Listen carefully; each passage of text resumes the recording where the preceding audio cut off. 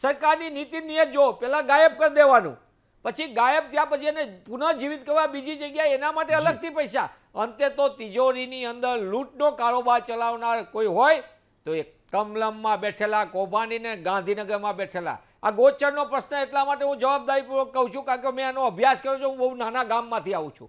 ગામથી લઈને ગાંધીનગર સુધી ભ્રષ્ટાચારના ફાઇબર ઓપ્ટિકના કારણે ગાયના બાને મત માંગનારી ભારતીય જનતા પાર્ટીની સરકારની અંદર ગોચર ગાયબ કરવાનો સુનિયોજિત રીતે ખેલ ચાલે છે. અને 1, 2, 3 હજારો હેક્ટર જમીન ગોચરની ગાયબ થઈ ગઈ છે. એ સુરતની અંદર હોય જિલ્લાઓની, અમદાવાદ જિલ્લાની અંદર હોય. અમદાવાદ જિલ્લાની અંદર એક આખો પટ્ટો સાણંદથી આગળના ભાગમાં વિરમગામ. મારી 10 સેકન્ડ લઈશ એટલા માટે આ હું જવાબદારીપૂર્વક કહું છું. અને આ રીતે કચ્છની અંદર મોટા ભાગના ગોચરને બારોબાર ઉદ્યોગપતિઓને આપી દીધો.